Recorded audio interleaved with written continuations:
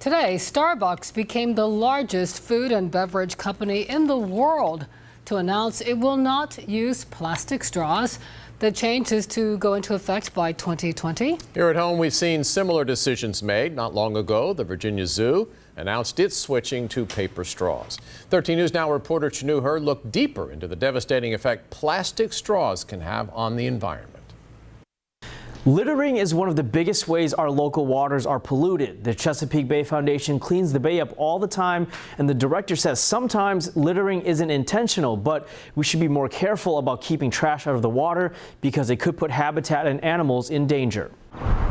For more than a decade, we make sure that we protect water quality and habitat. Christy Everett and the Chesapeake Bay Foundation has helped keep an eye on the bay. It's really our playground, so to speak, and a base of our economy in this region. That's why keeping it clean is so important to Christy and the Chesapeake Bay Foundation. Pollution of the waterways happen all the time, from runoff to spills and especially littering. It can affect habitat and animal life in the waters. That was an argument behind a big decision recently by coffee giant Starbucks to ban plastic straws, citing environmental concerns. Plastic is not biodegradable. It will stay and persist essentially eternally, forever. Seattle made that decision a week before Starbucks, also banning plastic utensils.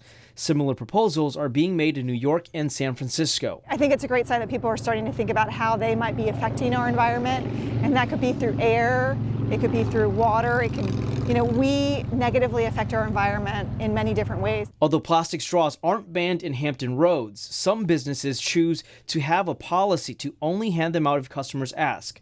A way it's becoming evident this discussion is also happening locally. This gives us a chance to kind of think about how our actions might unintentionally affect another part of our world. In Norfolk, Chanu Her, 13 News Now.